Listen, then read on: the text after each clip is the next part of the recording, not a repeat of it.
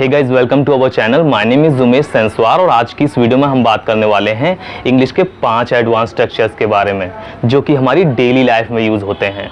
क्योंकि ये हमारी डेली लाइफ में यूज़ होते हैं इसलिए ये बहुत इंपॉर्टेंट भी हैं। तो चलिए देखते हैं कि आज की इस वीडियो में हम कौन कौन से स्ट्रक्चर्स सीखने वाले हैं।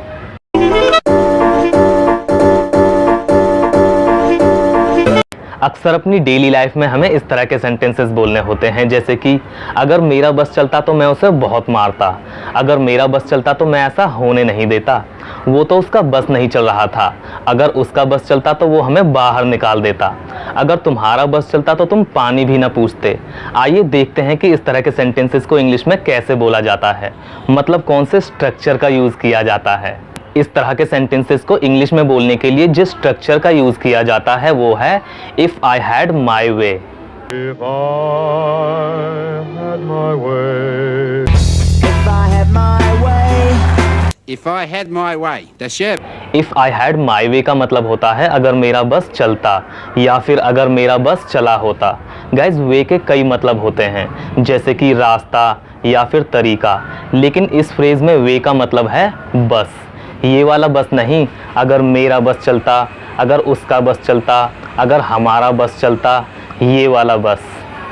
चलिए इफ़ आई हैड माई वे को यूज़ करने का रूल देखते हैं। इसके रूल के लिए सबसे पहले बोलना होता है इफ़ और उसके बाद सब्जेक्ट और सब्जेक्ट के बाद हैड और हैड के बाद बोलना होता है माई वे। माई वे के बाद बोलना होता है subject plus would plus verb की first form plus object. Guys, my way के अंदर ये जो माई है ये सब्जेक्ट के अकॉर्डिंग चेंज हो सकता है, जैसे कि अगर सब्जेक्ट ही है तो हिज वे हो जाएगा, अगर सब्जेक्ट आई है तो माई वे हो जाएगा और अगर सब्जेक्ट शी है तो हर वे हो जाएगा। ठीक वैसे ही अगर सब्जेक्ट दे है तो देर वे हो जाएगा। चलिए इसके कुछ एग्जाम्पल्स देखते हैं और इसको और अच्छी तरह से समझते हैं। अगर मेरा बस चलता तो मैं उसे बुरी तरह से मारता। If I had my way I would beat him brutally. Brutally का मतलब होता है बुरी तरह से या फिर बेरहमी से। अगर मेरा बस चलता तो मैं तुम्हें इस पार्टी में बिल्कुल नहीं बुलाता। If I had my way I would not invite you at all in this party. अगर उसका बस चलता तो वो इंग्लिश सीख लेता या फिर अगर उसका बस चला होता तो वो इंग्लिश सीख लेता। If he had his way he would learn English. अगर उनका बस चलता तो वो हमारी हेल्प ज़रूर करते। If they had their way they would definitely help us. अगर मेरे पापा का बस चलता तो वो यहाँ आ जाते। If my father had his way he would come here. जब हम किसी चीज़ की आदत होने की बात करते हैं या फिर किसी चीज़ के आदी होने की बात करते हैं तो या तो हम हैबिचुअल ऑफ का यूज़ करते हैं या फिर हम अकस्टम्ड टू का यूज़ करते हैं। लेकिन जब हम बहुत ज़्यादा स्ट्रॉन्ग वाली आदत की बात करें, मतलब बहुत गंदी वाली आदत की बात करें, तब उसको लत का नाम दिया जाता है। जैसे कि मुझे तुम्हारी लत लग गई है, उसको उसके प्यार की लत लग गई थी। लगता है तुम्हें शराब की लत लग गई है। तो इस तरह के सेंटेंसेस को इंग्लिश में बोलने के लिए जिस स्ट्रक्चर का यूज़ किया जाता है वो है addicted to. I'm addicted to you. I'm addicted to you. I'm addicted to love. Addicted to का मतलब होता है किसी चीज़ की या फिर किसी इंसान की बहुत स्ट्रॉन्ग वाली आदत लगना या फिर लत लगना। मुझे तो तेरी लत लग गई। चलिए इसको यूज़ करने का रूल देखते हैं। इसके रूल के लिए सबसे पहले बोला जाता है सब्जेक्ट और सब्जेक्ट के बाद हेल्पिंग वर्ब और हेल्पिंग वर्ब के बाद एडिक्टेड टू और एडिक्टेड टू के बाद नाउन। अगर नाउन की जगह कोई वर्ब है तो उसे आईएनजी के साथ लिखा जाएगा, जिसे जेरेंड बोलते हैं। कुल मिलाकर यहाँ पर उस चीज़ को मेंशन किया जाएगा जिस चीज़ की हम लत लगने की बात कर रहे हैं। वो नाउन या फिर वर्ब कोई भी हो सकता है। और लास्ट में हम लिखेंगे अदर वर्ड्स। रूल हमारा तैयार है। अगर सेंटेंस नेगेटिव में है तो हेल्पिंग वर्ब के बाद नॉट लगाया जाएगा। चलिए इसके कुछ एग्जाम्पल्स देखते हैं और इसको और अच्छी तरह से समझते हैं। मुझे तुम्हारी लत है, I am addicted to you.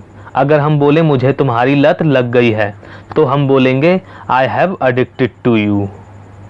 मुझे लगता है उसे म्यूज़िक की लत है या फिर मुझे लगता है वो म्यूज़िक की आदी है। I think she is addicted to music. उन्हें शराब की लत है या फिर वो शराब के आदी हैं। They are addicted to alcohol. उसको पढ़ाई की लत लग गई है। He has addicted to study. Study एक नाउन भी है, एक वर्ब भी है, लेकिन इस सेंटेंस में स्टडी को एज ए नाउन यूज़ किया गया है। अगर हम बोलते उसे पढ़ाई करने की लत लग गई है तब ये वर्ब होती। तुम्हारे बच्चों को मूवी देखने की लत है। Your kids are addicted to watching movie. उसे तुम्हारे प्यार की लत थी या फिर वो तुम्हारे प्यार का आदी था। He was addicted to your love. आप एडिक्टेड टू से पहले गेट का यूज़ भी कर सकते हैं, लेकिन सेंस थोड़ा सा चेंज हो जाएगा। जब हमें लत लगी ना हो लेकिन लगने के प्रोसेस में हो तब हम गेट प्लस एडिक्टेड टू का यूज़ करते हैं। जैसे कि मुझे तुम्हारी लत लग रही है। I am getting addicted to you. अभी लत लगी नहीं है, लगने के प्रोसेस में है। तुम्हें मेरी लत लग जाएगी। You will get addicted to मी।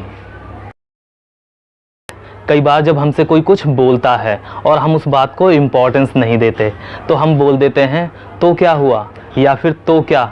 इसको इंग्लिश में कैसे बोला जाता है, आइए देखते हैं।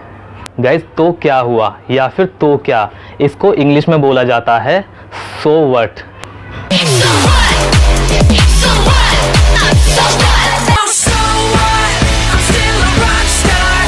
सो व्हाट का यूज़ तब किया जाता है जब हम सामने वाले की बात की केयर ना करें, मतलब वो बात हमारे लिए इम्पोर्टेंट ना हो। ज़्यादातर सो व्हाट का यूज़ रूडली बोलते समय किया जाता है। चलिए इसको यूज़ करने का रूल देखते हैं। इसके रूल के लिए सबसे पहले बोलना होता है सो व्हाट और उसके बाद हमें बोलना होता है अपना कंप्लीट सेंटेंस। अगर हम सेंटेंस ना भी बोलें, मतलब केवल सो व्हाट बोलें, तब भी काम चल जाएगा, क्योंकि सामने वाले को ये अंडरस्टूड होता है कि किस बारे में बात चल रही है। चलिए इसके कुछ एग्जाम्पल्स देखते हैं और इसको और अच्छी तरह से समझते हैं। तो क्या हुआ या फिर तो क्या। सो व्हाट, तो क्या हुआ, हम कुछ गलत नहीं कर रहे। So what, we are not doing anything wrong. मैं 2 बर्गर खा चुका हूँ। तो क्या हुआ, एक और खा लो। सो व्हाट, ईट 1 मोर। तो क्या हुआ अगर वो शादीशुदा है। So what if he is married. तो क्या हुआ, तुम कल आ सकते हो। So what, you can come tomorrow. तो क्या हुआ, मैं स्पोकन इंग्लिश सीख लूँगा। So what, I will learn spoken English. कई बार अपनी डेली लाइफ में हमें बोलना होता है बात यह है कि, जैसे कि बात यह है कि मुझे वहाँ नहीं जाना। बात यह है कि वो यहाँ आना ही नहीं चाहता। बात यह है कि उसका मोबाइल ख़राब है। अब इस तरह के सेंटेंसेस में ये जो बात यह है कि, इसको इंग्लिश में कैसे बोला जाता है, मतलब कौन से स्ट्रक्चर का यूज़ किया जाता है, आइए देखते हैं।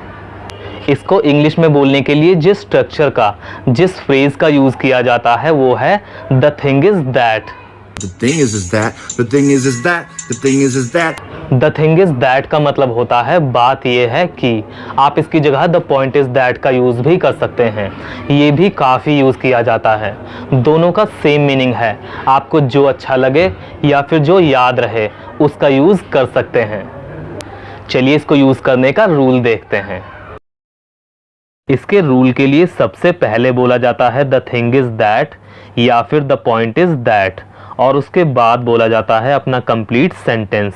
अगर हम पास्ट की बात करें, जैसे कि अगर हम बोलें बात ये थी कि, तब इसकी जगह हम वॉज का यूज़ करेंगे।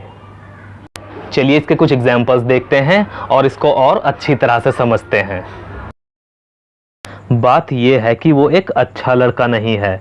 The thing is that he is not a good boy. बात यह है कि मैं वहाँ नहीं जाना चाहता। The thing is that I don't want to go there. बात यह है कि अब उसका भाई वहाँ नहीं रहता। The thing is that now his brother does not live there. बात यह है कि वो उससे प्यार करता है। The thing is that he loves her. बात ये थी कि हम उसे देखना नहीं चाहते थे। The thing was that we didn't want to see him. बात यह है कि उसे जॉब मिल गई है। The thing is that he has got job. कई बार अपनी डेली लाइफ में हमें इस तरह के सेंटेंसेस बोलने होते हैं, जैसे कि हमेशा की तरह तुम आज फिर से लेट हो, हमेशा की तरह तुम फिर झूठ बोल रहे हो, हमेशा की तरह वो गाना गा रहा होगा। तो इस तरह के सेंटेंसेस में ये जो हमेशा की तरह है, इसको इंग्लिश में बोलने के लिए कौन से स्ट्रक्चर का यूज़ किया जाता है, आइए सीखते हैं। इस तरह के सेंटेंसेस को इंग्लिश में बोलने के लिए जिस स्ट्रक्चर का यूज़ किया जाता है वो है as usual. As usual. As usual का मतलब होता है हमेशा की तरह, मतलब जो नॉर्मली डेली लाइफ में होता हो। चलिए इसको यूज़ करने का रूल देखते हैं। इसके रूल के लिए सबसे पहले बोला जाता है एज यूजुअल और उसके बाद बोला जाता है अपना कंप्लीट सेंटेंस। आप इसको सेंटेंस के बाद भी लगा सकते हैं, मतलब इसको सेंटेंस के शुरू में या फिर बाद में कहीं भी लगाया जा सकता है, दोनों ही सही हैं। चलिए इसके कुछ एग्जाम्पल्स देखते हैं और इसको और अच्छी तरह से समझते हैं। हमेशा की तरह तुम लेट हो, as usual you are late, या फिर you are late as usual. मैंने हमेशा की तरह अपना बैग खोला और उसे 100 रुपये दिए। I opened my bag as usual and gave him 100 rupees. हमेशा की तरह उसने 2 बार खाना खाया। She ate food twice as usual. उस समय मैं हमेशा की तरह बैठा हुआ था। At that time I was sitting as usual. हमेशा की तरह तुम आज भी झूठ बोल रहे हो। As usual today also you are telling a lie, या फिर as usual you are telling a lie today also.